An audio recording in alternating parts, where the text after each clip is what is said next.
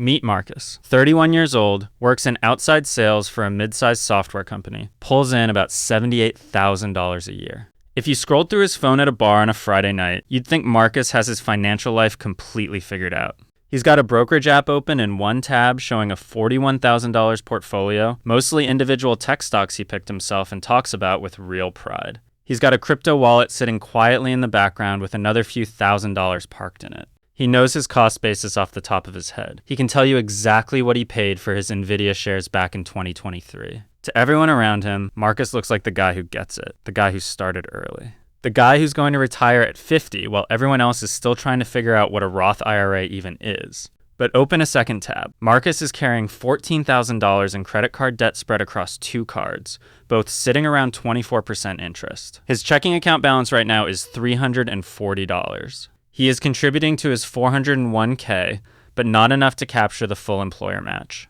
which means every single pay period, he is voluntarily leaving free money on the table that his employer is trying to hand him. And 3 weeks ago, when his transmission failed on the way to a client meeting, he didn't touch his brokerage account to cover it. He couldn't bring himself to. Selling meant locking in a loss on positions he was emotionally attached to, positions he'd been bragging about at that same bar. So instead, he put the $2,000 repair on a card that was already sitting close to its limit. At an interest rate higher than any return his portfolio has ever produced in a single year. Marcus is not bad with money. He is not lazy, and he is not uninformed. He reads finance content on his lunch break. He knows what compound interest is. He can explain diversification to you. His problem isn't that he doesn't know how to invest. His problem is that he is investing in the wrong order. And that single sequencing mistake is quietly costing him more money every year than almost any other decision in his entire financial life. Here's the uncomfortable truth that almost nobody explains clearly. Most people don't lose money because they picked the wrong stock or the wrong fund. They lose money because they built their financial house starting with the roof. They open a brokerage account, get excited about the idea of stock picking, watch a few videos about compounding, and start throwing money at the market before the foundation underneath them can hold any weight at all. And when life inevitably throws a variable at them, a car repair, a layoff, a medical bill, a broken water heater, that entire structure collapses right back down onto high-interest debt, panic decisions, and years of lost progress that are brutally difficult to rebuild. My name is Peak, and I spend way too much time thinking about why smart, disciplined, hardworking people still end up financially fragile, despite doing something that looks, on paper, like the right thing. If you've ever felt like you're technically investing and still somehow falling behind every month, this video is going to completely reorganize how you think about every single dollar that lands in your account. Make sure to hit that subscribe button and drop a like if this helps you out. Because today we are not talking about which stock to buy, which crypto to hold, or which sector is about to pop off. We are talking about something far more foundational, the order you're supposed to fund anything in at all. Personal finance has a hierarchy. It is not optional. It is not a matter of personal preference, risk tolerance, or how confident you feel about your stock picking ability. It functions closer to a set of engineering load requirements on a building. You do not pour a roof before you pour a foundation, no matter how excited you are about roofing, no matter how good the roofing materials are, and no matter how much your friends are talking about their roofs at parties. Skip a step, and every single dollar you place on top of it is sitting on unstable ground. One shock away from wiping out years of progress in a single afternoon. Let's walk through the actual order, why each rung genuinely has to come before the next one, and exactly what it is quietly costing people to build this structure in reverse. Step 1, the starter buffer before a single dollar touches the market. Before you invest anything at all, you need $1,000 to $2,000 sitting in cash, untouched, doing nothing exciting, earning almost nothing in visible returns. This is not an investment, and you should stop thinking of it as one. This is insurance against being forced to become an investor before you are structurally ready to survive being one. Here's why this has to come first, ahead of literally everything else. If you have zero cash cushion and an unexpected $600 expense hits, a car repair, a dental emergency, a broken appliance, you only have 2 real options. Sell an investment, potentially at a loss, and potentially trigger a taxable event you weren't planning for, or put it on a credit card at 22 to 29% interest. Both of these outcomes are quietly catastrophic to your long-term returns. No index fund on planet Earth reliably returns 24% a year, which means financing that emergency the wrong way guarantees you a worse effective return than the single best investment in recorded history, except running in reverse against you. Marcus's transmission bill didn't just cost him $2,000 in labor and parts. Financed on a maxed out card at 24% across 2 years of minimum payments. That single repair will end up costing him closer to $2,600 by the time it's paid off. That's the buffer doing its job in absentia. Its absence quietly billed him an extra $600 for the crime of simply not having cash sitting nearby. Step 2.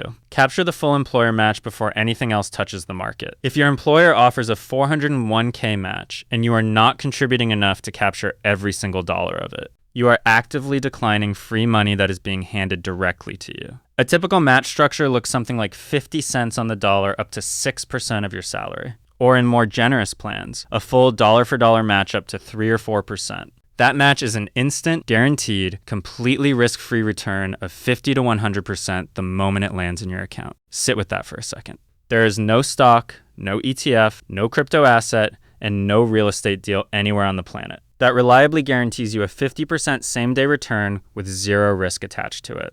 On Marcus's $78,000 salary with a 4% match, failing to contribute that 4% means walking away from roughly $3,100 a year in free employer money. Compounded over 30 years at a modest, historically reasonable 7% average return, that single missed match doesn't cost Marcus $3,100. It costs him somewhere north of $300,000 by the time he's ready to retire. Marcus is out here picking individual growth stocks, trying to squeeze out a few extra percentage points a year over the market average, while simultaneously ignoring a guaranteed 50 to 100% return sitting directly in front of him, free for the taking. That, right there, is the purest possible definition of investing in the wrong order. Step 3. Kill the high-interest debt before you build out a portfolio. Once your match is fully captured, the next available dollar does not go into a brokerage account. It goes toward eliminating any debt sitting above roughly 7 to 8% interest, which in practice almost always means credit cards, personal loans, and high-rate auto financing.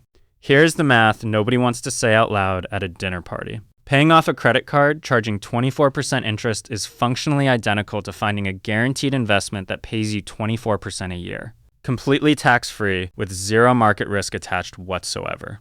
The stock market has never, in its entire recorded history, delivered a reliable guaranteed 24% annual return to anyone. Marcus's $41,000 portfolio has actually done quite well this year, averaging a genuinely respectable 11%. Meanwhile, his $14,000 in card debt is compounding against him simultaneously at 24%. He is paying roughly $3,360 a year in pure interest while celebrating around $4,510 in market gains. Which sounds like he's technically ahead until you realize his financing costs are quietly eating nearly 3/4 of his entire investment return, just to keep both balances alive at the same time. If Marcus redirected his brokerage contributions toward that debt instead, he would eliminate it in under 2 years, and free up that same money to compound in his favor for every single year afterward, instead of against him. Step 4. Build out the full emergency fund. 3 to 6 months of core expenses. With the high interest debt gone, the next priority is expanding that initial starter buffer into a genuine emergency fund. Sitting in a high yield savings account, not a brokerage account, not anything with market exposure.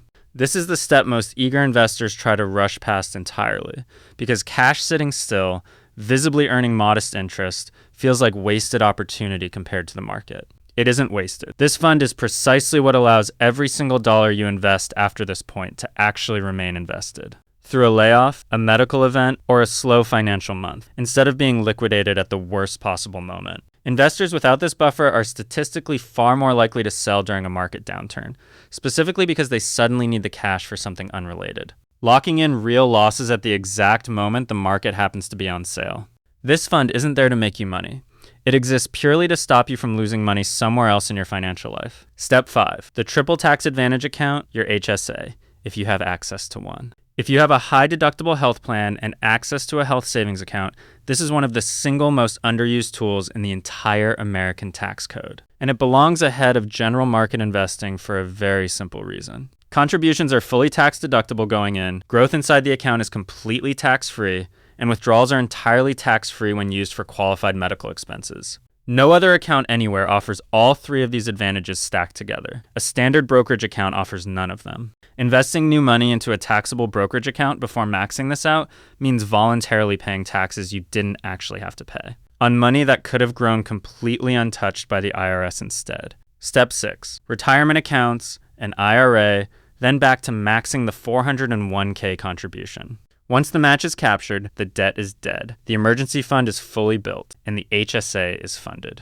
Now you push toward maxing out your remaining tax-advantaged retirement space. An IRA first, for the broader flexibility and investment selection it typically offers, and then circle back to increasing your 401k contribution beyond just the match. These dollars are still growing completely shielded from annual taxation, which means every single dollar sitting here is working meaningfully harder than the exact same dollar sitting exposed in a standard taxable account. Step 7. Only now, the taxable brokerage account.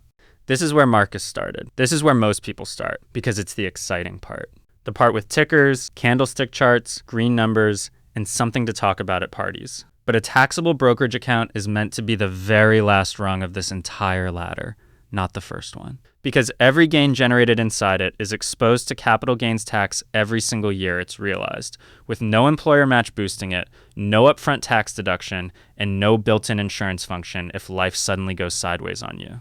It is a phenomenal, genuinely powerful tool. It is simply never supposed to be the first tool you reach for. Here's what this actually means once you zoom all the way out. Marcus isn't failing because he's a bad investor. His individual stock picks, evaluated entirely on their own, are actually fine. He is failing because he built his entire financial house in exactly the wrong order, starting with the most exciting, least protected layer at the very top, while completely skipping the boring, unglamorous layers underneath that were always supposed to hold that top layer up. He is paying 24% to carry debt while simultaneously earning 11% on investments he can't easily access without triggering a penalty or a loss.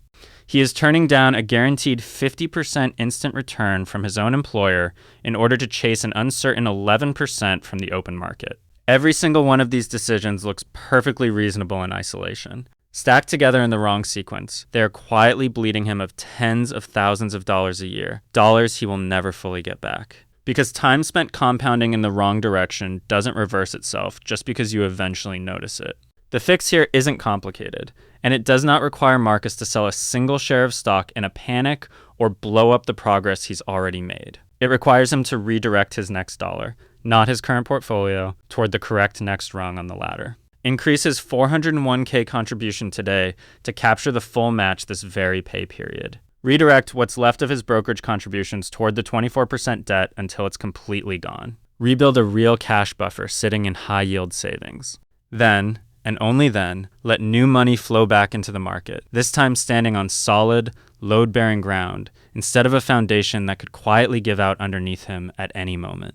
This is the part almost all financial content skips entirely, because order isn't exciting, and nobody is making a viral video about employer match percentages or HSA contribution limits. But the order you fund your accounts in will determine more of your actual long-term outcome than almost any single stock pick, any hot sector rotation, or any amount of market timing ever could. You can be a genuinely talented, disciplined investor and still lose real money every single year, simply because you built the ladder upside down from the very first rung. You cannot go back and change the order you originally started in.